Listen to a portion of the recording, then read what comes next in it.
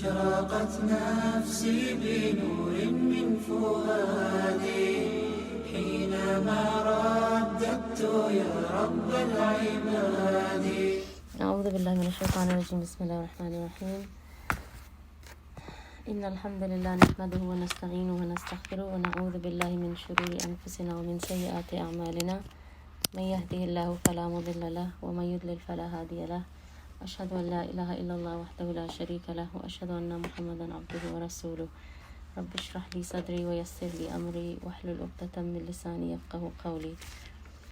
So I'm just going to do a quick recap from last time, and we will do it in the form of questions like we normally do. So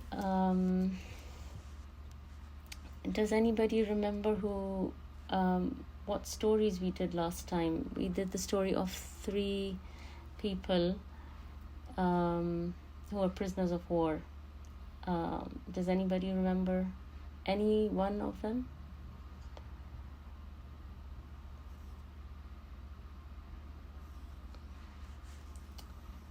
You can write in the chat box, or you can unmute yourselves and answer.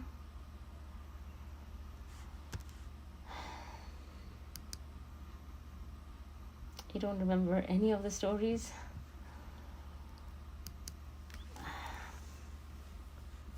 Okay, so do you remember Abu Azza? Anyone? So to Faknusa, I will answer. I thought somebody else will answer. Okay, it's all right. Umair ibn Wahab. Then we did Abu Azza. Yes. These are the 2 main stories. Okay, and we also did the story of Abu Sufyan. Yes, Abu Sufyan also. Yeah, so we said that about his son, who was a prisoner of war, but he had for lost. ransom, he exchanged. He captivated this person. Yeah, that's right. Yeah, that's right. And yeah, good. And also we covered the story of somebody called Suhail bin Amr. That's important to remember his name, because he becomes Muslim later on. We will do his story later on, but he was, if you remember, Umar bin al-Khattab wanted to break his front teeth, and then the Prophet ﷺ stopped him. So we did, so we covered the story of Abu Sufyan's son, Suhail, Abu Azza. And did I mention the story of Musab bin Umair's brother? Anyway, I'm going to mention it today again, because I think I did mention. I think Abu Aziz. Yeah, that's right, yeah. But I'm going to mention it again today anyway. Okay. Does anyone remember the 4 options that are available for the treatment of prisoners of war according to our Sharia? And can you give me some examples? what question, Sister Paknisa? Sorry, I didn't get the question. What is the ruling of the treatment of prisoners of war according to the Sharia?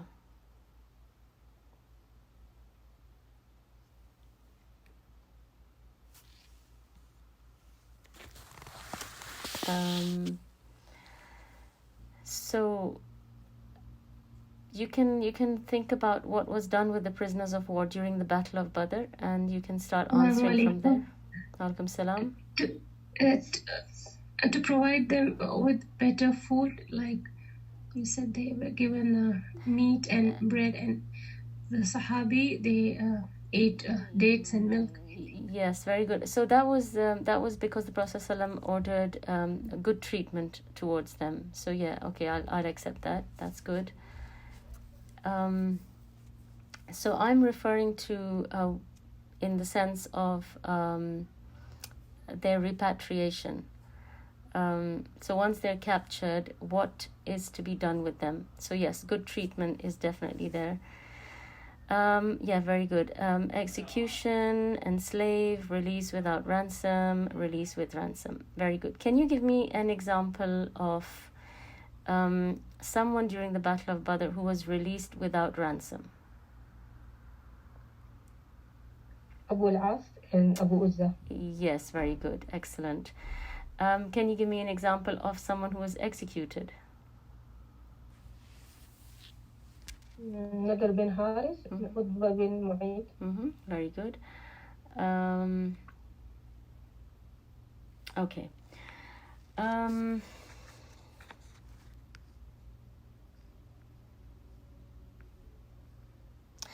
Can anyone tell me what were the three main consequences or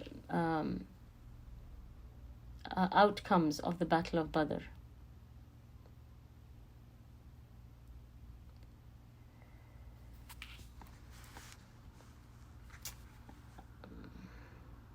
Muslims established their political and official presence. Yes, very good.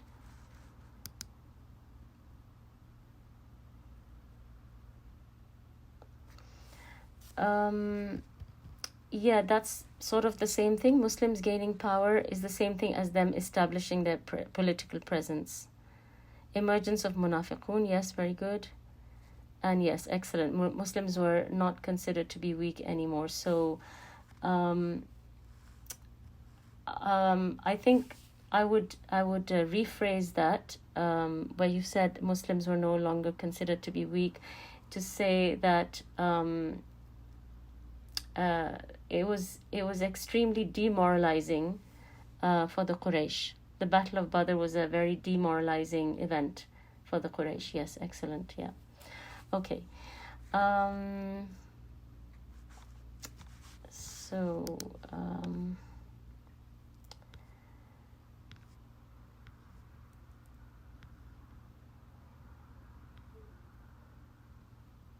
And you all remember the story of Umair bin Wahab? What happens with him at the end of the story?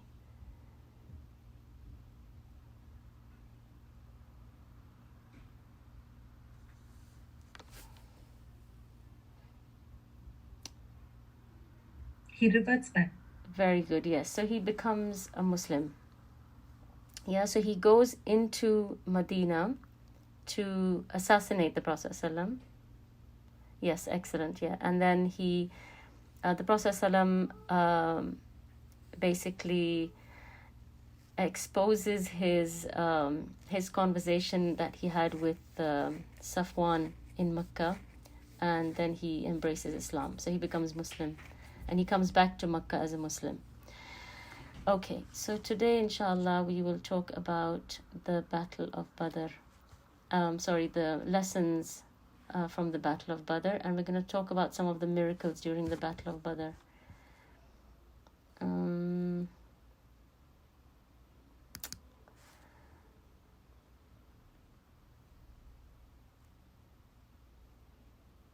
Okay, I wanted to ask you one more question before I start. What did we say is the main reason that the munafiqun are a bigger threat to Islam and the Muslims than even the disbelievers?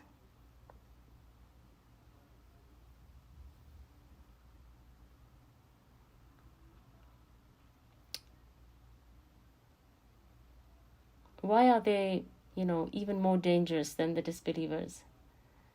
Yes, excellent. So because they are a hidden threat. And it's like, basically, like we said, it's fighting something that you can't see. There's nothing more scary than that, right? Because if you can see what's coming at you, you know what it is, you can assess it, you can tackle it. But if you don't even see it, then that is a really scary situation to be in. So yeah, very good. So they're like an unknown, unseen enemy, and so that's why it's a greater threat. And so we're going to see in the lessons from Badr, one of the things we're going to see is what happens under duress, but we'll come to that, inshallah. So the first lesson, there are three main lessons from the Battle of Badr, and the first one is that victory or success is from Allah. So it's interesting to note that after you are successful or you are victorious in obtaining a certain objective or achieving something, normally you would expect that a person is going to be proud, he's going to be really happy with himself, and you would expect their bravery and their skill to be praised. However, Allah subhanahu wa ta'ala not even once praises the Muslims for their victory at Badr. And you see repeatedly in many verses in Anfal where Allah says, for example, He says, فَلَمْ تَقْتُلُوهُمْ وَلَكِنَّ اللَّهَ قَتَلَهُمْ, that you did not kill them, but it was Allah who killed them. وَمَا رَمَيْتَ إِذْ رَمَيْتَ وَلَكِنَّ اللَّهَ رَمَى, and you threw not when you threw, but it was Allah who threw, that He might test the believers with a good test. Again, Allah says in Surah Al-Imran, وَمَا جَعَلَهُ اللَّهُ إِلَّا بُشْرَى لَكُمْ وَلِتَطْمَئِنَّ قُلُوبُكُمْ بِهِ وَمَا النَّصْرُ إِلَّا مِنْ عِنْدِ اللَّهِ الْعَزِيزِ الْحَكِيمِ. And Allah made it not except as good tidings for you and to reassure your hearts thereby, and victory is not except from Allah, the exalted in might, the wise. So you can see here that repeatedly and over again, Allah subhanahu wa ta'ala is attributing success and victory to Himself and not to the Muslim army or to the soldiers. You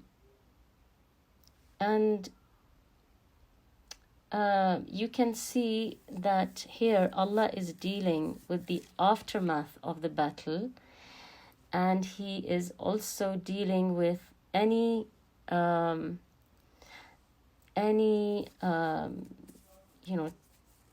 chance for any arrogance or pride to creep in, or overconfidence in one's ability. And so Allah subhanahu wa ta'ala is dealing with that here by attributing victory and success to Himself. So Allah is saying here that victory is a blessing and it's from Allah, and that victory came from Allah. And of course, this is also underlining the fact that this was a very difficult task for the Muslims, but Allah made it easy. And if you remember, I think in one of our previous durus, we mentioned an incident where one of the Ansar, he said that, what are you praising us for? We were just fighting a bunch of old men who were inexperienced in battle. And so it was really easy for us to, to knock them down. And the Prophet ﷺ stopped him and he corrected him and he said that, don't say that. They were the leaders of the Quraysh. So the Prophet ﷺ is reminding him that this was not a small task and we could not have done it on our own. So this is, of course, this is a lesson from Badr, but the bigger lesson is for us to take from this and for us to take back from here that anything that we achieve, anything that we accomplish or we are successful in, we must remember to attribute it back to Allah. And we must remember that none of that would have been possible without Allah's help, without Allah making it possible for us. And that's why it's so important to remember, for example, la hawla wa la quwwata illa billah. So there's nothing that we can achieve, nothing that we can, there's no objective, no aim, no goal. None of those things can be achieved purely, just by effort from ourselves. It requires Allah subhanahu wa ta'ala's assistance. It requires Allah subhanahu wa ta'ala's help, and it's important every time we do achieve something to thank Allah primarily before we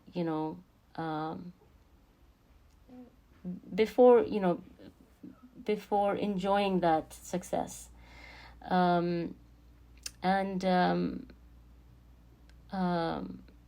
That's why remembering phrases like La hawla wa la quwwata illa billah, or like this verse, where Allah says, وَمَا النَّصْرُ إِلَّا مِنْ عِنْدِ اللَّهِ الْعَزِيزِ الْحَكِيمِ.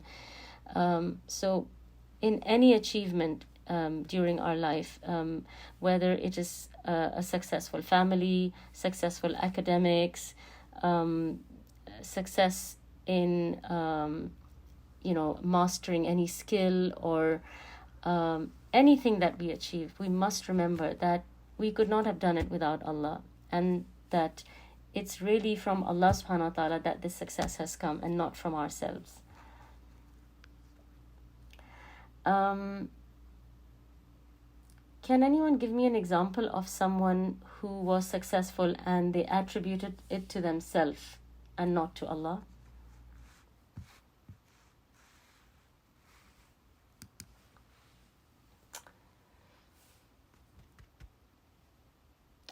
From the Seerah,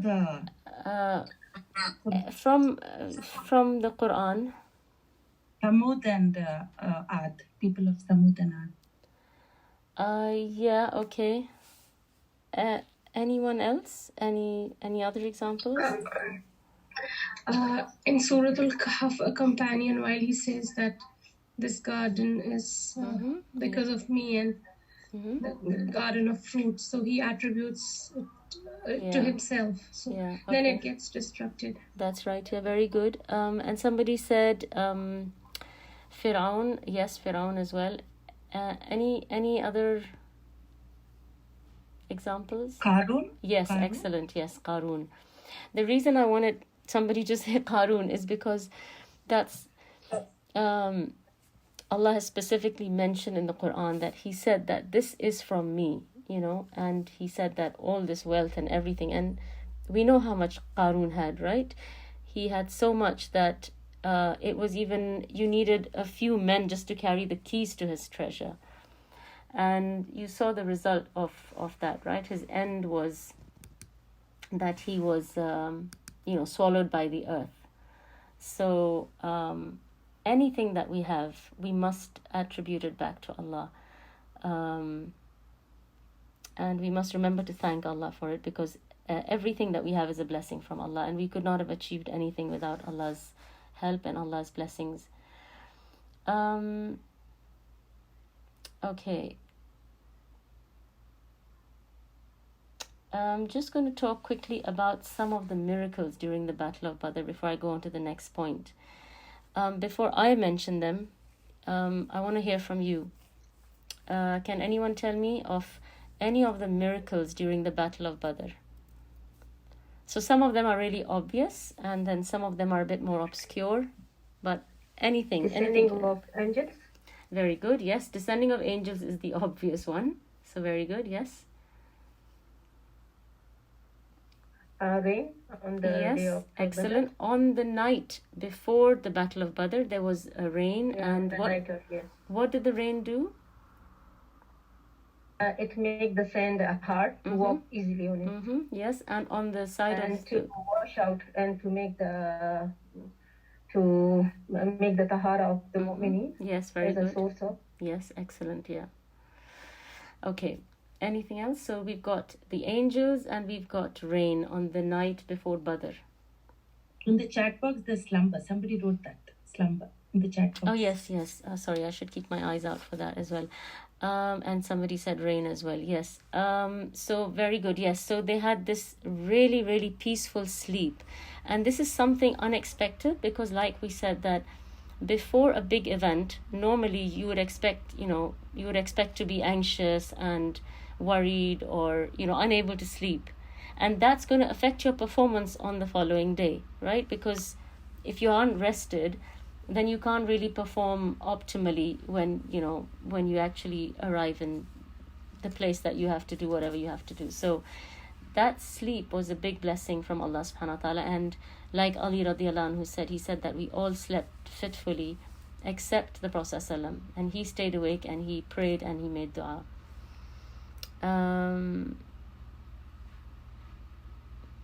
Okay, so the Prophet ﷺ making dua all night is not a miracle. That was something he did. Any other miracles you can think of? the Muslims had left Medina with the intention of captivating the booty, but it turned out to be a war, as planned by Allah subhanahu wa ta'ala. Yes, okay, so that wasn't a miracle, but that's a very important point, and we will come back to that in one of the lessons of Badr, inshallah. So just remind me if I don't remember to tell you about this. So specifically, I want to know about miracles, strange things that have happened. About the numbers. Very good, yes, excellent. So when the Muslims saw the kuffar, they saw them as few or many? Few. Yes, very good. So they saw them as few, and that boosted their morale and their confidence. When the disbelievers saw the Muslims, did they see them as few or many? Many. Yes, excellent. They saw them as many, and that obviously that set them off course, because they're thinking that they were supposed to be just a handful. So how did they become so many? I think Prophet had a dream also, no, Sister Fatima? Yes, that's right. Yeah, that's right. And the pebbles, throwing the pebbles at the enemies. He threw like a handful of, you could say, pebbles or sand. And yes, very good. So what happens in that miracle when he throws that handful of sand or pebbles or stones?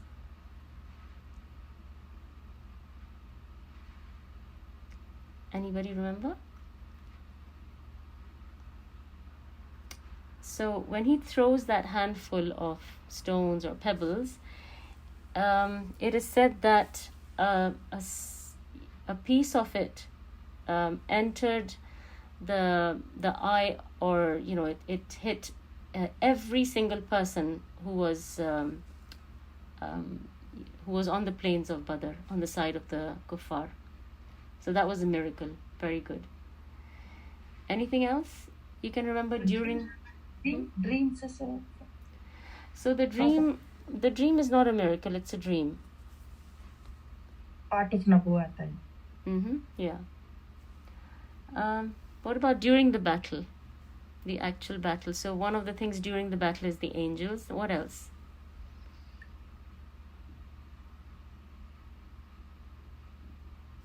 So do you remember the story of Okasha? So you remember Okasha had a wooden sword and it broke. So he went to the Prophet ﷺ. And what happens to his sword? Prophet gave his sword to him. No.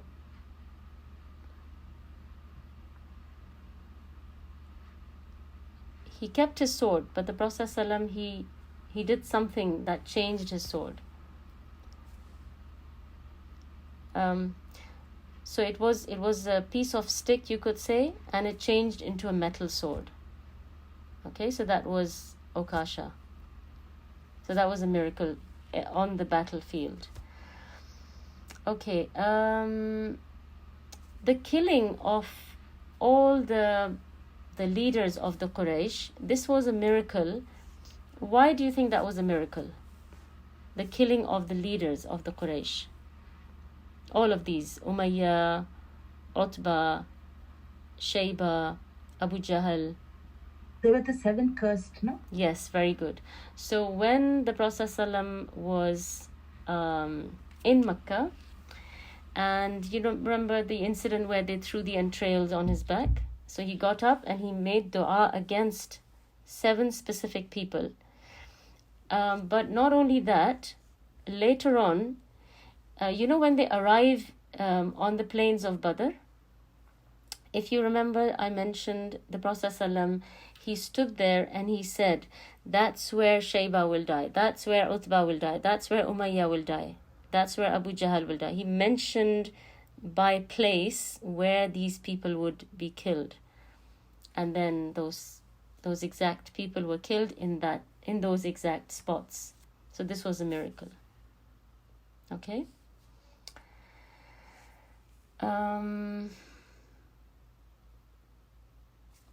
All right. I don't know if I mentioned the story of Qatada ibn Nu'man.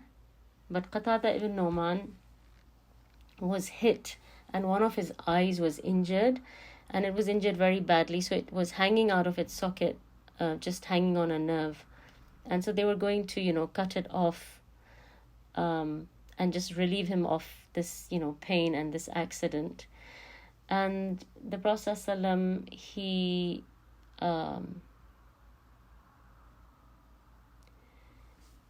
told them not to cut it and not to remove his eye. He held the eye and he placed it back in its socket, and then he wiped it. And Qatada said, that eye became stronger than my other eye.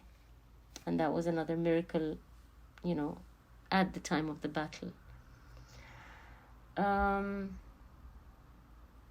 Okay, coming to the prisoners of war, can you think of any miracles? Can you think of any predictions or any information that the Prophet ﷺ had without being told by anyone? Those are all miracles. Anyone?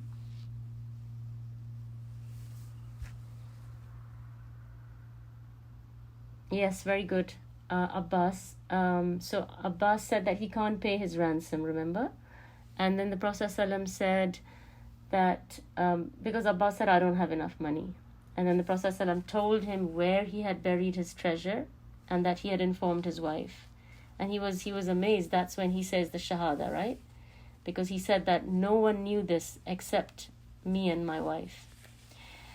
The same thing with the story of Umair bin Wahab, right? The Prophet ﷺ, he tells him that you plotted to kill me. And that is again, a miracle. Okay. So let's move on from the miracles now. One thing to mention about the miracles that happened, not only at the time of Badr, but generally, all the Anbiya that Allah subhanahu wa ta'ala sent had miracles, right? They had, either one miracle or a few miracles. But no one had as many miracles as the Prophet ﷺ. He had a lot of miracles. And he had a combination of the miracles of all the Anbiya. So for example, Isa alayhi salam, he would heal the sick. The Prophet ﷺ could do that. Can anyone give any other examples? Where another Nabi or Rasul did something and the Prophet ﷺ also did a similar thing. Yes, very good. Excellent, yeah.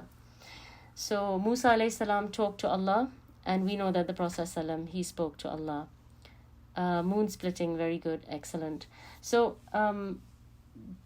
there are things that the other Anbiya did, and those were their only miracles. But the Prophet ﷺ, he had a combination of all the miracles of the Anbiya, and then he had the Quran, which is his main miracle, but he had all these other miracles as well.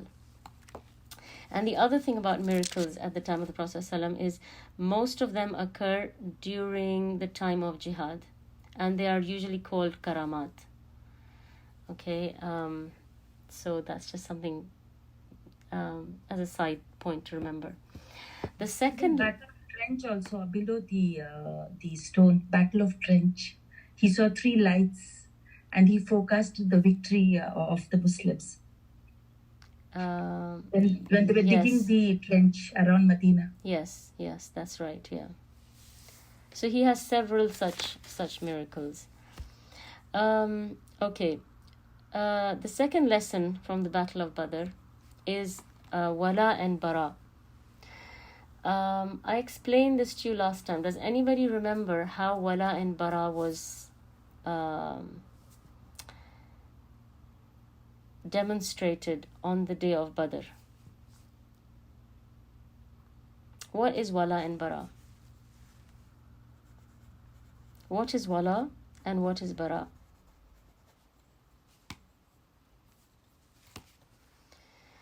Anyone?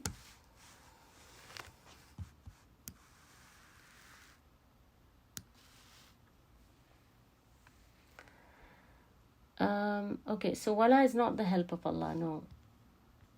That would be Nasr.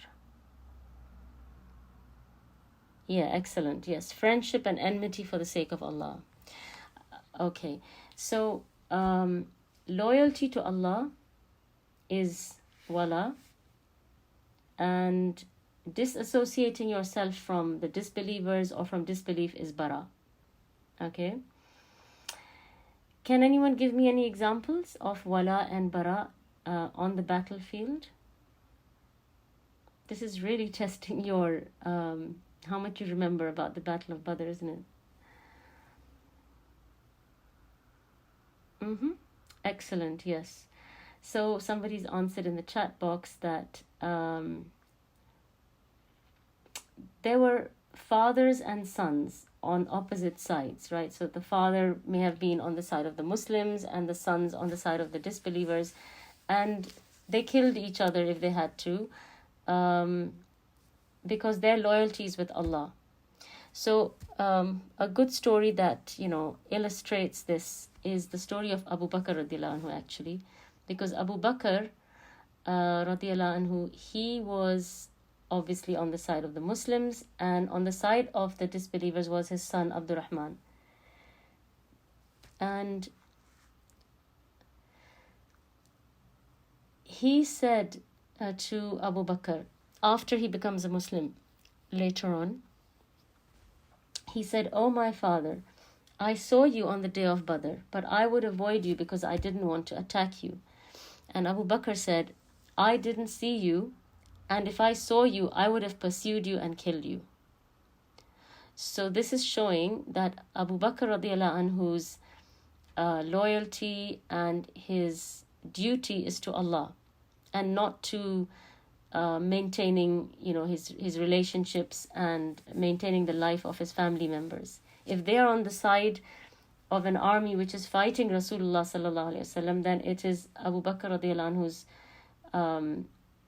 duty to kill him if he has to, even if it's his own son. Similarly, Mus'ab ibn Umair, whose story apparently I think I have told you before, but his brother Abu Aziz, he was a prisoner of war, and Mus'ab was passing by, and his brother was, a captive. And so as he's passing by, he says, "Tie his hands fast, tighten the ropes on Abu Aziz, because his mother is wealthy and she will ransom him for you." So he's basically saying, she's going to give you top money for this guy, so, hold on to him well. So he says, "Brother, is this how you treat me?" Because this is his real blood brother, right? And he's telling them that, hold on to him properly, because you're going to get lots of ransom money for this. And so Mus'ab responds to him and says, "These are my real brothers. You are not. These are my brothers because of Islam. And even though you are my blood brother, but your kufr has separated between us." So these are examples of wala and bara, right? Where you overlook the ties of the womb, you overlook any other kind of bond or relationship that you have, and the thing that is the most superior and the most significant thing, that is your relationship with Allah and your duty towards Allah and His Deen. So nothing supersedes that. That is your main objective, you could say, is to fulfill your duty towards your Deen and towards Allah.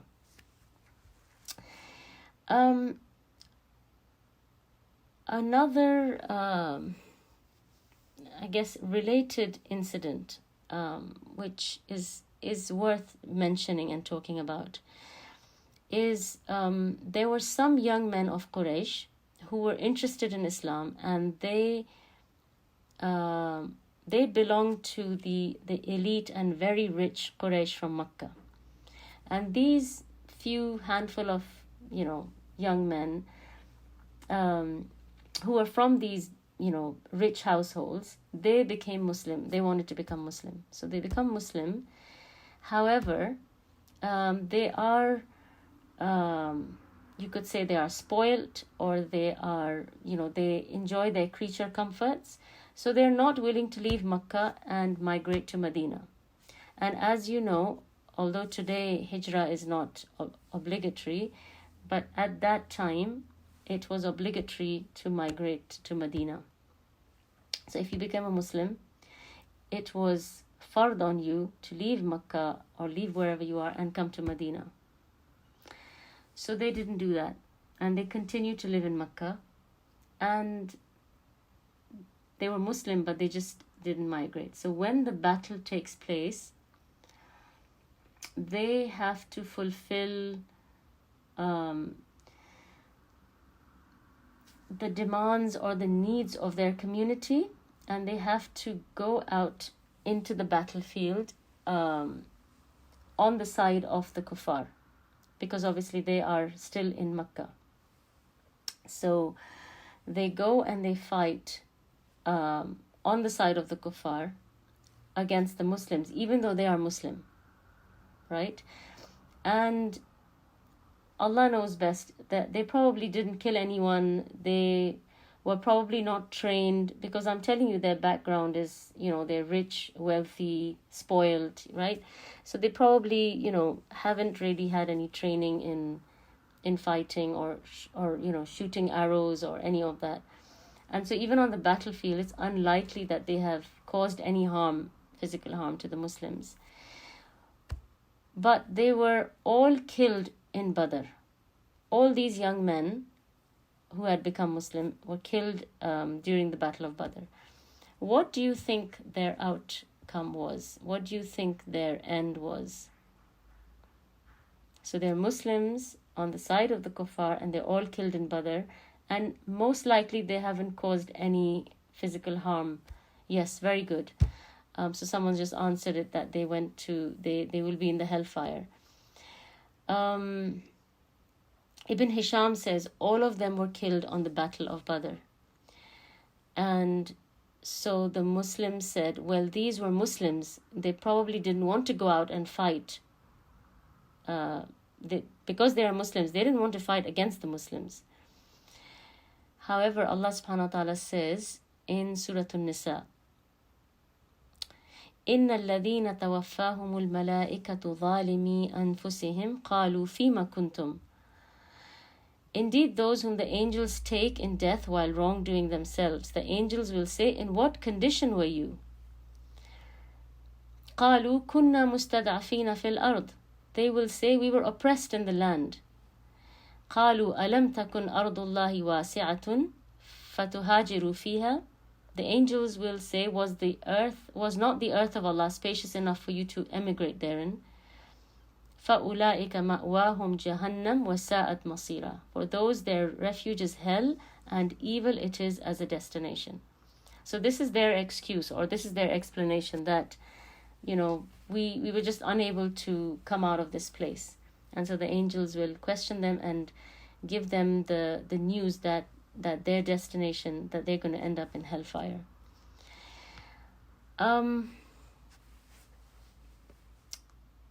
This shows us, this story, it illustrates for us that you can't take this deen lightly, and you can't play games with Allah, and you can't have one foot in and one foot out.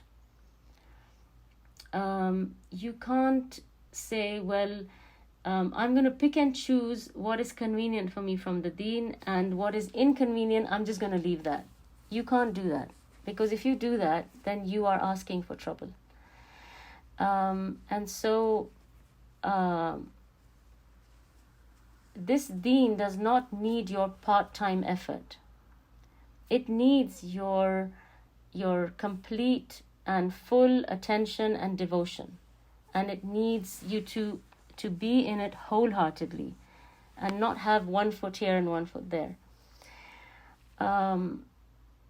We can't just follow Islam when it's convenient for us, and then just follow our whims and our desires when that suits us better. So we have to be consistent, and we have to consistently do what Allah has ordered us to do, whether it suits us or not.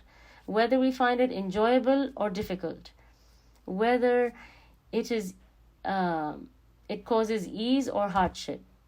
If Allah subhanahu wa ta'ala has commanded us to do something, we have to see it through. We can't pick and choose and say, well, it doesn't suit me to tell the truth, so I'm going to lie. Or it doesn't suit me to be honest, so I'm going to cheat. Right? So you have to do what Allah has told you to do. What is wrong, and what is, what Allah has ordained or permitted, that is, what we have to do. So Allah subhanahu wa ta'ala has promised us paradise for being, members of this religion. But you have to pay a certain price for that. And that price is obeying Allah and avoiding and keeping away from disobeying Allah. And like I said, even if that means that it is going to be a source of inconvenience for you, it is going to be a source of hardship for you, it is going to be something which you're really going to struggle with, that doesn't matter. If Allah has told you to behave in a certain way or to do a certain thing, you're obliged to do it. You can't have, do some things, pick and choose, and then leave other things. Otherwise, it's going to be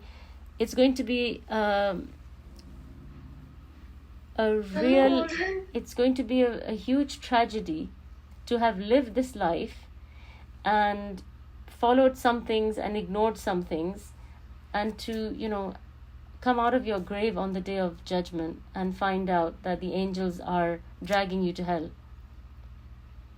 So Allahu Alam, if these men who were Muslim and they came out to Badr, Allahu Alam if they knew what they're doing and what their fate is going to be. So similarly, we should be very careful. I didn't understand what they did, these men. Okay, so basically they became Muslim, and at that time migrating to Medina was obligatory. But due to their own weakness and wanting to be in the comfort of their homes and not wanting to make any sacrifice, they decided to stay back in Mecca. They decided that we don't want to move to Medina, we want to stay in Mecca. So when they stayed in Mecca, first of all, they have disobeyed the command of migrating. And secondly, when the battle takes place, they have to come out on the side of the disbelievers and fight against the Muslims. So they're in the ranks of the kuffar. And that's where they are killed during Badr. And so that was the verse. It's verse 97 in Surah An-Nisa. I think it's Surah An-Nisa. Yeah, Surah An-Nisa. Okay. So basically, they didn't necessarily join the disbelievers to kill the Muslims, because they themselves are Muslims, right? So perhaps they didn't want to kill the Muslims. They're just coming there to increase numbers. Okay, like I said, that this was probably a demand on them from their community. So if you stay in a community like that, you have to fulfill their needs. And they're just like soldiers responding to the call of duty. But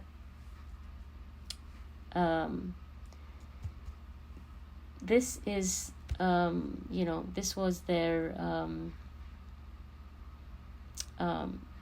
this was the outcome of that action of theirs, whether it was out of laziness or their struggle in making a sacrifice. I mean, a lot of us, we struggle with making a sacrifice for the sake of Allah, right?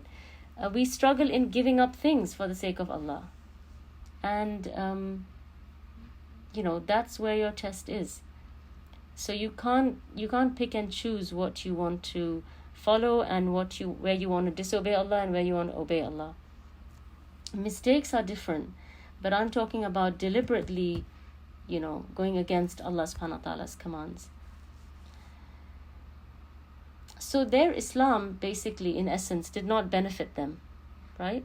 Because they didn't make hijrah, they didn't go to the Prophet ﷺ, and they didn't, they weren't in the ranks of the Muslims. And so this is something that we need to think about deeply, because a lot of us are in a situation where inevitably, we end up following Allah's commands in some things and following our hawa in other things. And that's where the danger is, and that's where we need to take care. Yes, that's a bit of a controversial issue because of, what is considered land of the Muslims, because there is no Khilafah today. So there are Muslim countries, but, they have all these visa restrictions, and if you work, you can stay here, etc.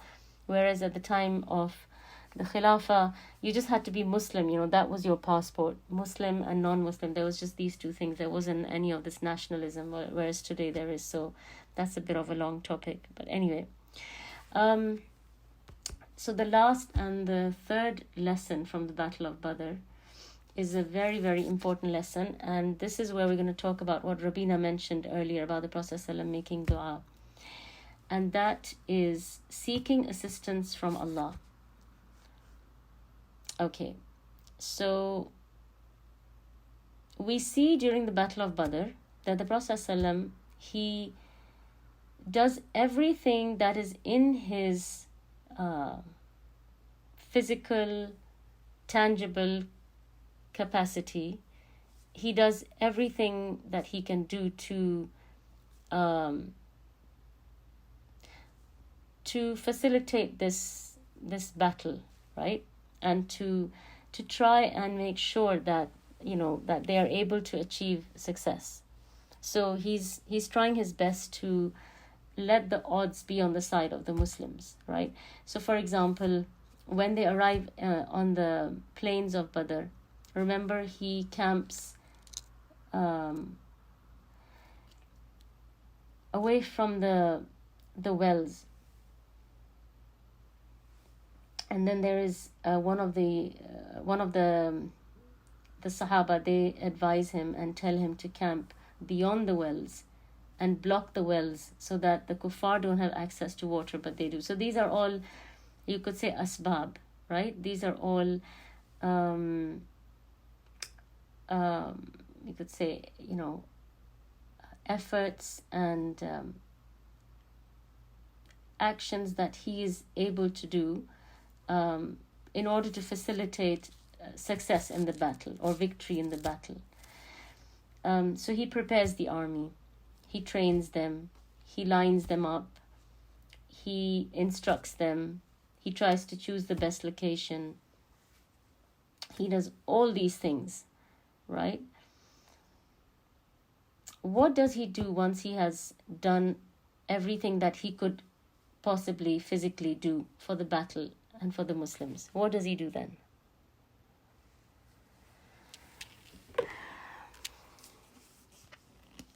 Very good. Yes, that's right. He makes dua.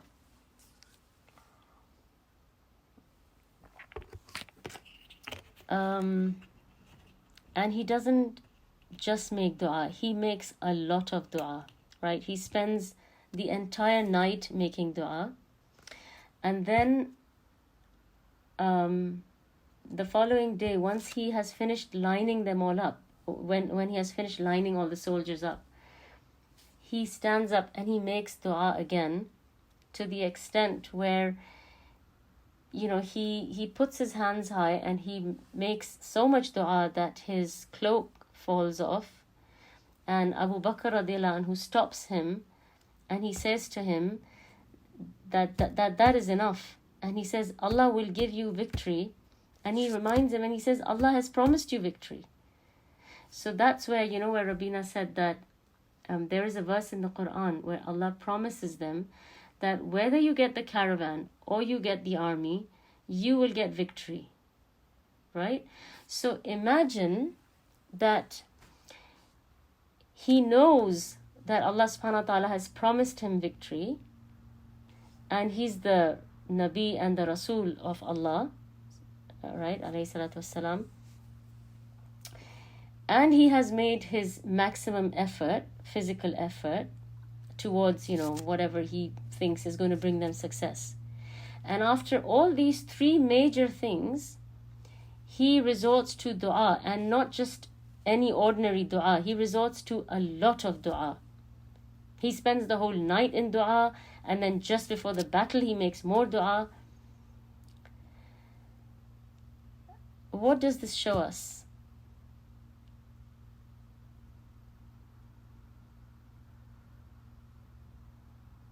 We should persistently seek help of Allah in whatever situation.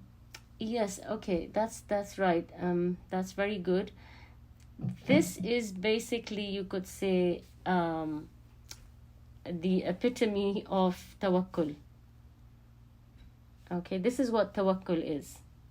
Tawakkul is making your effort, whatever is in your hands, whatever is in your capacity, and then asking Allah to help you, to fix it for you, to, sort it out for you.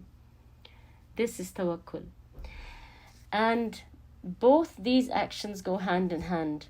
So you can't just make the effort and say, that's it, I've done everything I had to do, and this is enough, and we're going to be successful now. And neither can you just sit back. The Prophet ﷺ didn't just arrive at Badr and say, okay, now I'm just going to sit here and I'm just going to make dua, and Allah has promised me victory, and I'm going to make dua and everything's going to be fine, right? So you have to do the action, you have to make the effort, and you have to make dua. And both these things go hand in hand. You can't do one and leave the other. Otherwise, your tawakkul is not going to be complete. Yeah? And there was an incident where, and this is such a general rule that I'm telling you. It applies to everything in your life. Anything that you set out to do, it will apply to it. And once there was a couple of men walking lazily, pretending as if, they were like, very like religious men. And Umar ibn al-Khattab, he saw them and he said, who are these? So they said, these are the mutawakkilun, the ones who have tawakkul on Allah. And so Umar radiallahu anhu went and he beat them with a stick. And he said, the sky doesn't rain in gold and silver. So basically he's saying to them that, stop being lazy and get up and work, do something.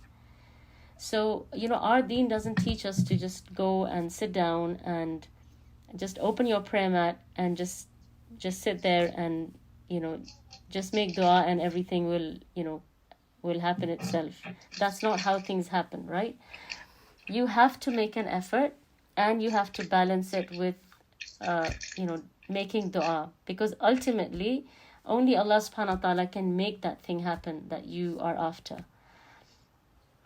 And so, as the Prophet ﷺ says in the hadith, if you have the right tawakkul on Allah, Allah will provide for you like He provides for the birds. They leave in the morning hungry and they come back at evening full. So basically what he's illustrating here is that the birds, they get up and they go and they look for food. They don't just, sit in their nest and wait for the food to fall into their nests. And when they leave at that time, you can imagine that they have no idea. They have no idea, where the grain is or where the worms are. They just, they go and they make an effort to look for it. And when they return, Allah subhanahu wa ta'ala has provided for them by that time, and they come back full. So you have to do your best. You have to make an effort, but you don't depend on that effort. So your dependence is, and your reliance is not on the effort that you have put in. So for example, let's say you want to memorize Quran. And so you say, okay, every day I'm going to spend 2 hours memorizing 2 pages of Quran, and you're really confident that if I can do that, I'm going to be Hafidha very soon. The mistake you're making is you're depending on your ability to memorize 2 pages of Quran and on your ability to spend 2 hours memorizing Quran. So you don't rely on your skill and your ability. So you thank Allah for the skill and ability that Allah has given you, but you rely on Allah subhanahu wa ta'ala for the outcome. So you make that effort, but you don't depend on it. You know, Allah has given you intellect and you're intelligent, but you don't depend on that. But you depend on Allah. So that's why you make the effort, and then you turn to Allah and you beg Him and you ask Him to fulfill your need, whatever it is. And so that's how you will, inshallah, gain success, when you put these 2 things together: effort and dua, and complete reliance on Allah subhanahu wa ta'ala.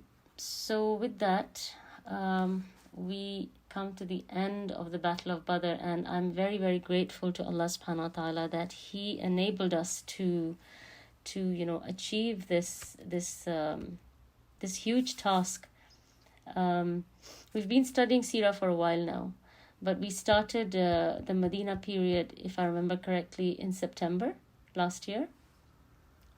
So maybe my Seerah group who's here will remember.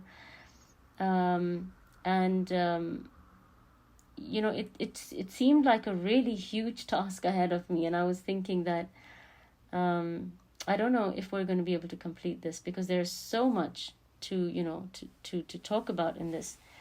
But subhanallah, we've come a long way, and Badr and Uhud were 2 of the main big battles that I wanted to spend time on. So I'm very, very grateful to Allah subhanahu wa ta'ala that He has successfully brought us from the beginning of the Medina period to the end of Badr. This is a huge milestone in Seerah, and I hope Allah subhanahu wa ta'ala will help us to remember and benefit from what we have learned, from all the lessons that we have taken so far.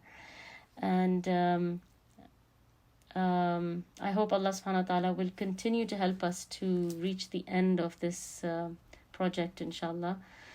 So like I said, next week we will have a guest speaker who will talk to us about Ramadan, and then following that we have 2 more durus before we stop for Ramadan, and we will do a hadith, inshallah. And then we will resume in September, inshallah. So we will pick up Seerah in September, and the next thing we will talk about is the events between Badr and Uhud. Does anybody know when Uhud took place? Battle of Uhud. Does anybody know chronologically when it took place? I think 1 year after Battle of Badr. Yeah, very good. Yes. So Badr took place in the second year of Hijrah. Yeah, yes. Second year. Uhud was 3rd year. Uhud was 3rd year of Hijrah, yes. And incidentally, interestingly, it is said that Uhud took place on the 23rd of March. And we're very close to approaching that date. So, Allahu Alam, how accurate that is, but that is what, some of the sources report. What I also wanted to do was, I just wanted to do like a basic recap of Badr, so that, we have all the main, incidents together. I don't want to prolong this lecture, so maybe if we can spend 10-15 minutes just quickly putting this together. So I want to hear from you guys. So I want to know that you remember what was happening during Badr. So let's start, inshallah, and just do like a quick, like a summary of Badr, and then we'll end with that, inshallah. Does anybody have any questions before we go on to this sprint of talking about Badr? Okay, if you have any questions, you can put them in the chat box and we'll look at them later. Okay, so we said that where we started was that Abu Sufyan is taking a caravan up to Sham, and this is their huge, major yearly caravan. Okay, sure, that's okay, inshallah. Barakallahu feekum. And this caravan is going from Makkah to Sham, and it's the reason I'm saying it's their major yearly one, because it had the wealth of almost every household in Makkah. Okay, and so he goes up a certain route. What happens when he is going from Makkah to Sham? If you remember, I gave you a name for that incident. Anyone remember?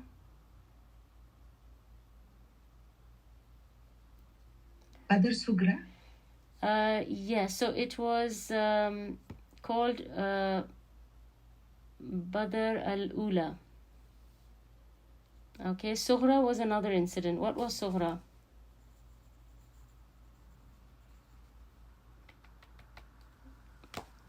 Anyone remember? What was Sughra and why was it called Badr al-Sughra?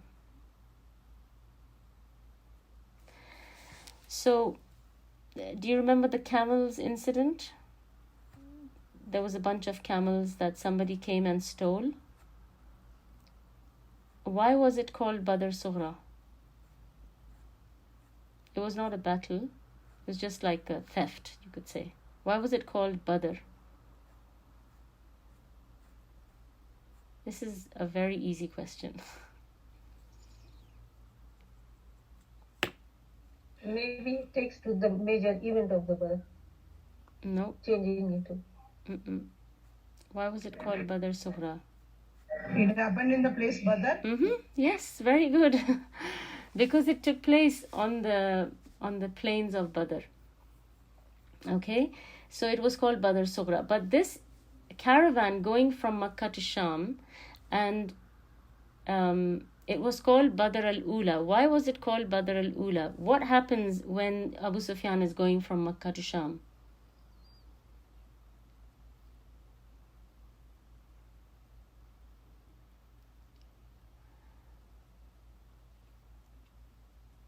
Does the Prophet ﷺ, do the Muslims try and raid this caravan on its way up to Sham?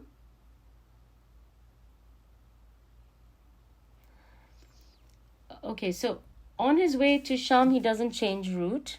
He goes up, but by the time the Muslims arrive, they just miss him. And so he goes to Sham, and he realizes that the Muslims are trying to raid the caravan. So he decides that on the way back, he's going to have to deal with this situation.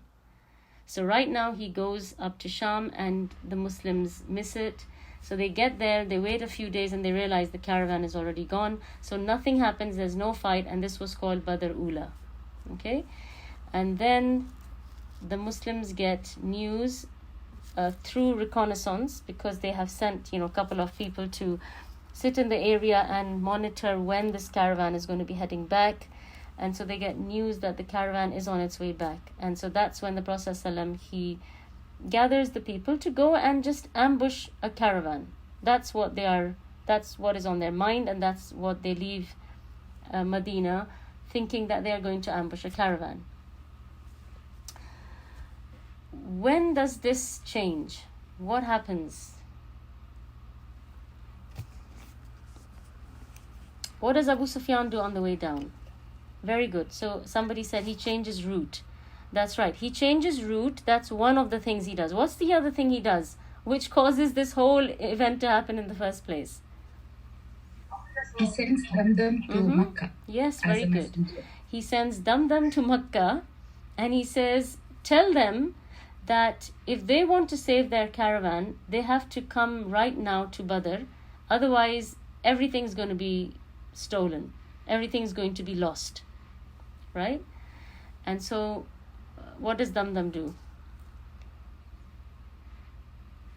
He tears his clothes, he injures the animal which he was riding on, and he starts screaming, saying that the enemy is behind the caravan. Yes, very good. So somebody's answered here as well. So he cuts the nose off his camel, and he takes his clothes off, and he starts screaming and saying that, basically he starts saying something like, that you're destroyed and, you've lost everything. So what else happens in Makkah 3 days before Damdam's arrival? Atika's dream. Mm-hmm. What is her dream? That a man standing on a hillock, he throws a big boulder or a stone. Then it shattered into small pebbles, and every person was, or every house was hit with those pebbles. Yes, very good. So Atika has this dream. This dream spreads throughout Makkah, and then Damdam arrives, and he says that there's a huge problem, and you've lost everything. And so Abu Jahl, he, in an emergency, he puts together this army, right? And he says that we're all going to go to Badr, and we're going to fight these people. So they gather an army of about 1,000 people, and they take their women and their dancers, entertainers, food, camels, and all sorts of things, and they head towards Badr. As the Muslims are on their way towards Badr, remember to ambush a caravan, they get news that there's an army assembling in Badr. And this is very daunting for them, because now they've already left Medina and they're not prepared. They had no idea that this is going to end up becoming an army and a battle.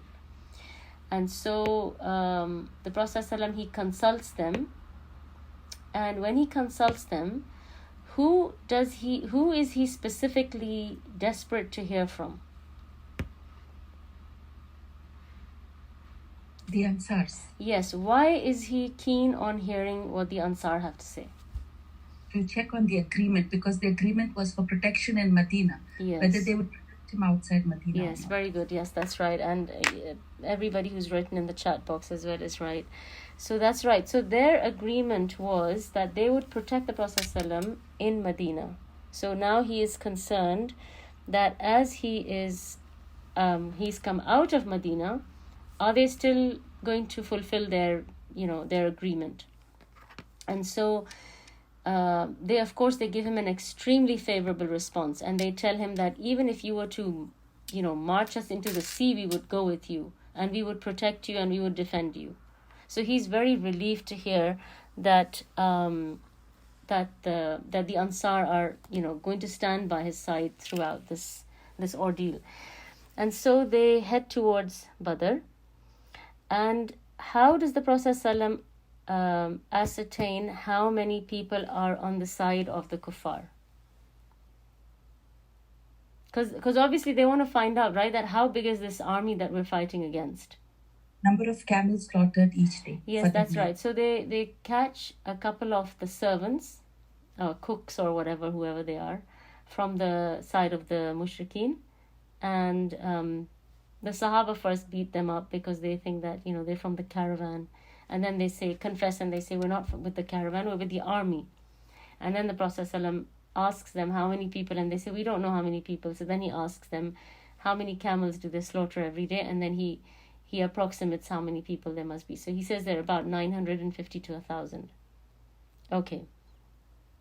Yes, very good. So what happens next?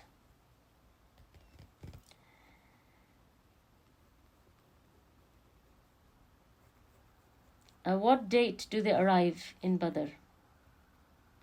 16th Ramadan, second year of Hijrah. Very good. So they arrive 16th of Ramadan, and they spend the night in the plains of Badr. And that's when the rain comes. That's when they get their really nice sleep. And they put up like a portico or a tent for the Prophet ﷺ in the back, where he sits, and Abu Bakr radiallahu anhu sort of like guards him, or looks after him. And then the Prophet ﷺ, he spends the whole night making dua. who's the first person who comes into the side of the Muslims and why?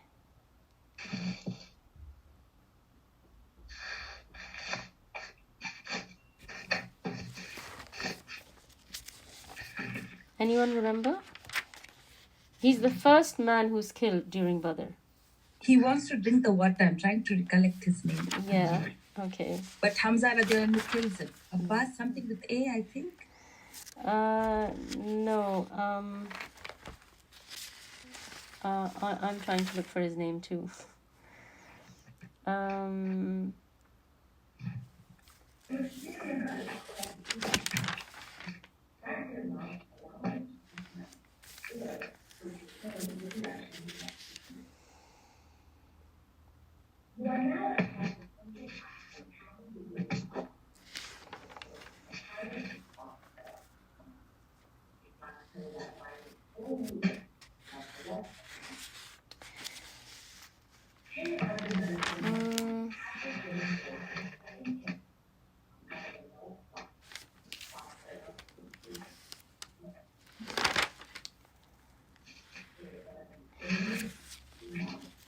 Sorry, before we come on to this, when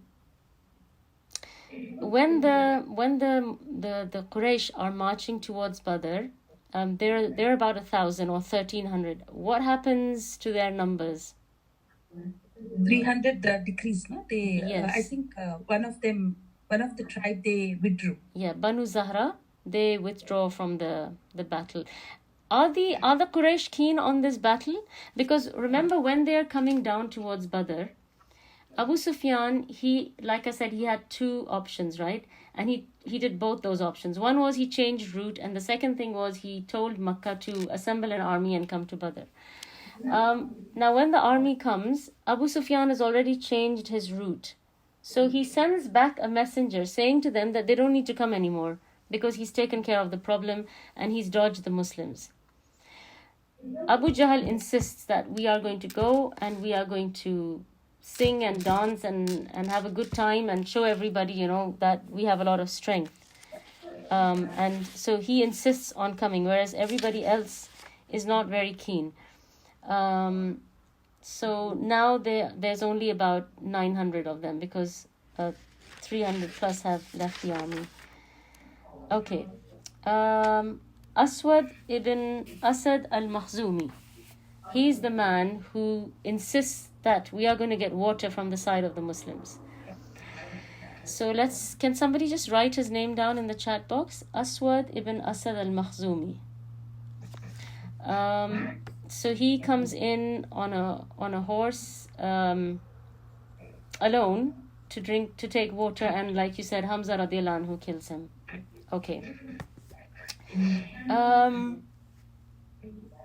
What is the first, you could say, what is the first encounter that takes place?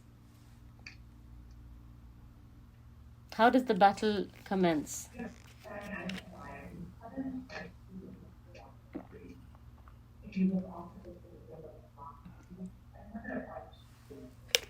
Come on, guys, that's such an easy question. How does the battle commence? It's in the group of the three from the Yes, Kuffar yeah, and duel. from the... 3 duels, yeah. So they're called duels, yeah. When you have like single combat, it's called a duel. Yeah, So 1-to-1. yeah, 1-to-1, yeah. So who are the 3 people on the side of the Quraysh and who are the 3 people on the side of the Muslims?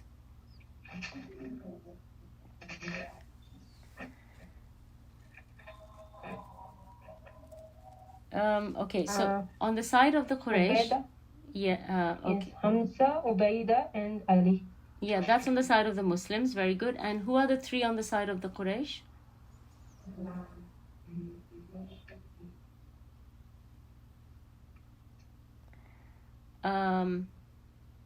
Walid, Shayba, and Utbah. Uqba, yeah. Utbah with the T. Okay.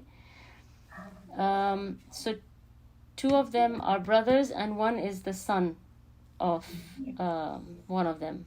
Okay. And what is the result? What is the outcome of this duel? Yes, very good. So somebody's written the names down. What is the outcome of these duels?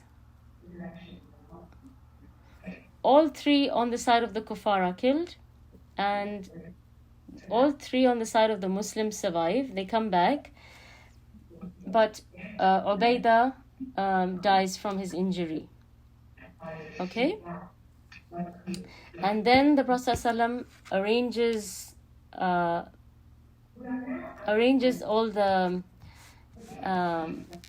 the army into rows.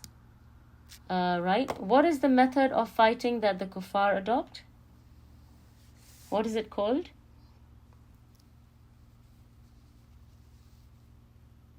Anyone? Al-karru wal-far. Yeah, where you come into the battlefield, you fight, and then you go back. And then you come into the battlefield, and then you go back.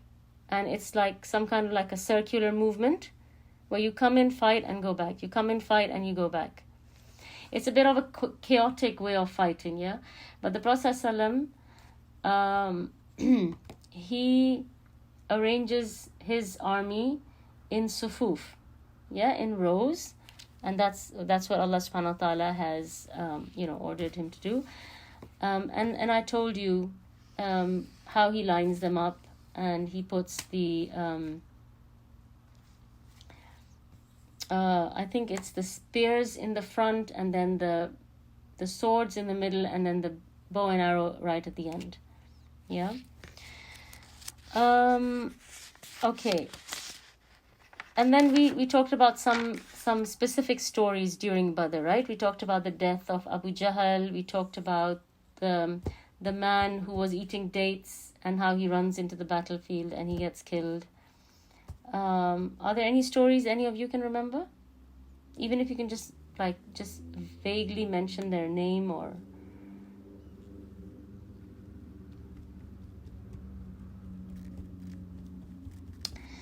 Okay. How many casualties on the side of the Muslims? How many casualties on the side of the disbelievers? Or before we go on to the casualties, when the Prophet ﷺ finishes lining up the army, he, like I said, he makes dua, and he raises his hands and he makes so much dua that his cloak falls. And Abu Bakr radiallahu anhu says to him that, Allah has promised you victory and Allah will give you victory. Just, you can stop now. As soon as the Prophet ﷺ finishes making dua, the angels start descending.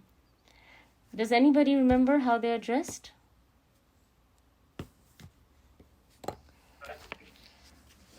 What are the angels wearing?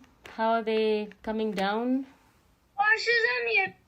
Jibreel alayhi salam came down with the yellow turban. Mm-hmm.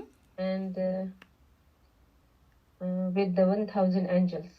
Mm-hmm. Yes. And then the number of angels keeps increasing, right? It starts with 1,000, then 2,000, then 3,000.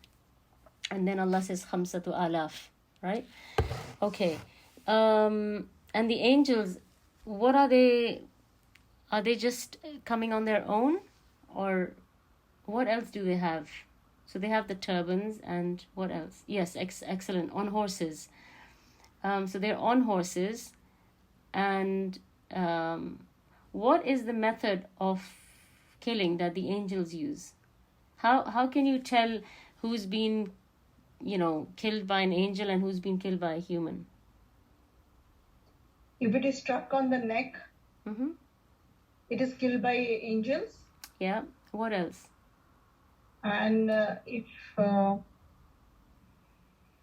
Yeah, burnt marks. Very good. So the swing of their sword, it causes burns. What else is characteristic? It's mentioned in the Quran. Yes, fingertips. Very good. The fingertips are gone, so you can tell that the angel has had some involvement in killing this casualty. Okay. Yes, very good. So somebody's also remembered the Aqdim Makhzum story where, he's telling his horse, the angel is telling his horse to ride faster. Okay. So now coming to the casualties. How many dead on the side of the kuffar? How many dead on the side of the Muslims?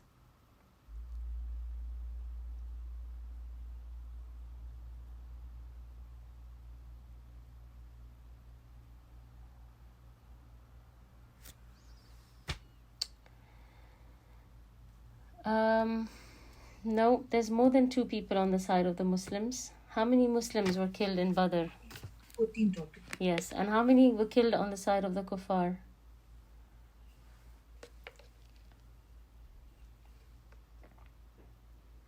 72 executed.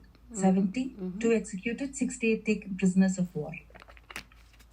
Very good. Okay. So you have to remember some of the main stories of Badr, yeah? So Abu Jahl is a main story. Umayyah bin Khalaf is a main story.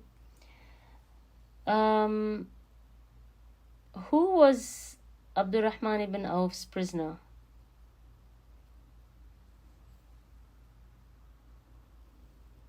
Do you remember the story?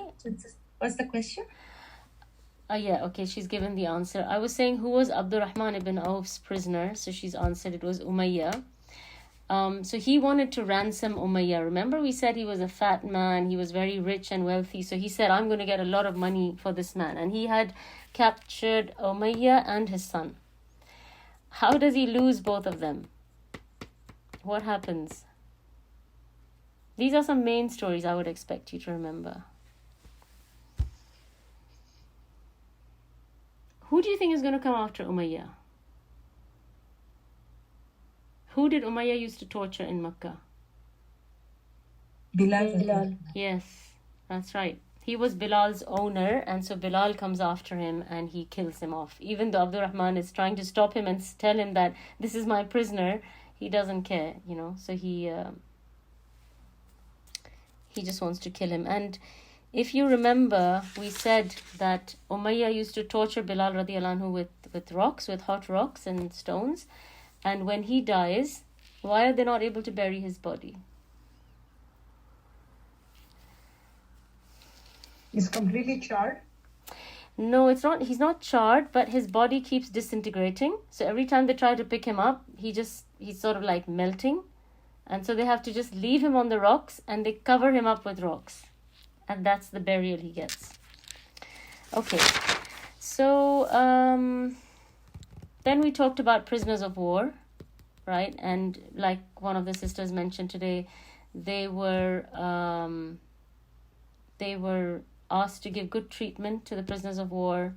So they would give better food to them. They would let them ride and they would walk. And then there were 4 outcomes. There were 2 main outcomes at the time of Badr. They were ransomed or they were killed. And which method did Allah prefer at Badr? What would Allah have favored as the Kill them. Yes, that's right, to kill them.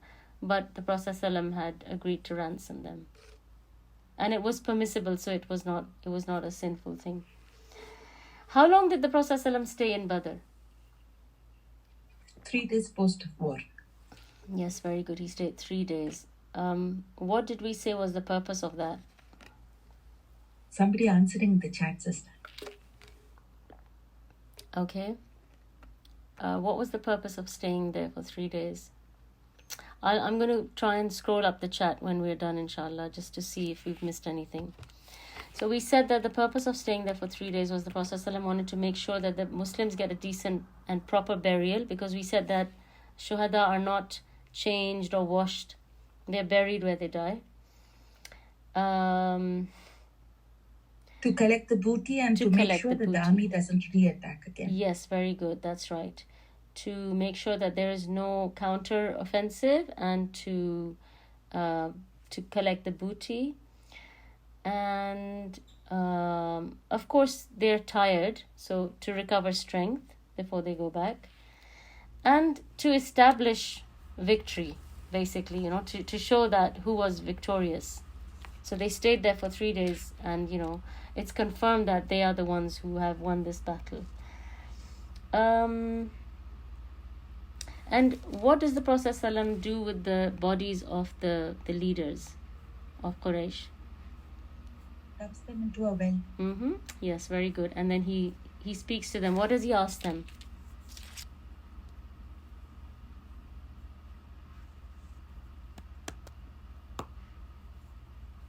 he asks them that, did you find the promise of Allah true? And he says that we found the promise of Allah to be true. And then Umar radiallahu anhu says to him that, you're speaking to them, they're dead, they can't even hear you. And he says to Umar radiallahu anhu, he says they can hear just as well as you can, or some words to that effect, right? Okay. So then after that, when they head back, before the Muslims head back to Medina, the Prophet ﷺ sends back 2 of the Sahaba, Zayd and Abdullah bin Rawaha, to Medina to inform the inhabitants of Medina that they have won the battle. And of course everybody thinks that they must have lost their mind, because nobody's expecting the Muslims, who were so few in number and so poorly equipped, to have won this battle. And the same thing happens on the side of the kuffar. They also have somebody who comes in to tell them that the Muslims have won, and they find it very difficult to believe that. And then eventually they realize that that this news is correct. What is an additional punishment for the Quraysh in Makkah after they've lost the battle? They shouldn't mourn. Yes, they're not even allowed to mourn, because they don't want the Muslims to feel happy that that they have that they were successful in their mission, right? So they're not even allowed to mourn. And then we have the ransom of the prisoners. They either teach 10 people to read and write, or they have to give monetary ransom, and then they're allowed to go back. The Prophet ﷺ asks for his daughter to be sent back, Zainab, and we said that she has a miscarriage, she's pregnant, and she's also attacked by one of the Quraysh. So when she gets back, she eventually dies from her wounds.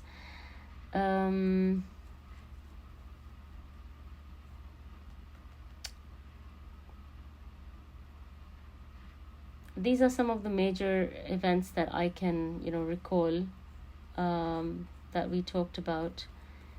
So that was basically Battle of Badr in a nutshell.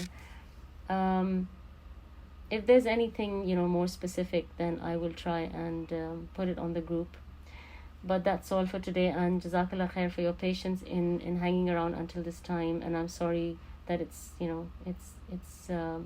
much longer than I was anticipating. I thought 10-15 minutes would be enough to summarize Badr.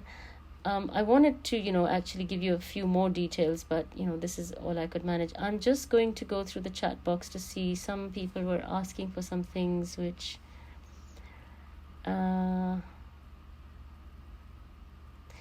Anyway, I hope, inshallah, that, Badr is quite clear to you all, and you will remember it really well, inshallah. Along with, some minute details, inshallah. So someone wants the names. So the main names, we'll try and maybe we'll try and collect them. I'm going to get my girls, inshallah, to try and collect names and put them in some kind of like a Word document or something, and we'll post it on the group.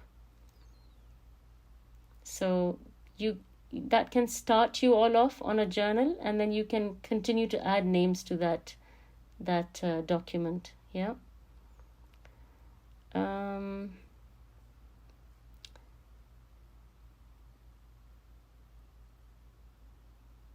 So we'll do the names later, inshallah, and I think that's it.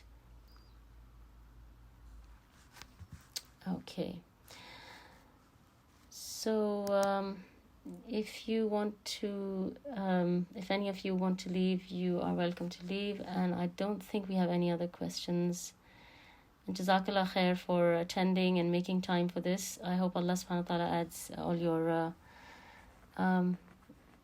efforts to your mizan of hasanat.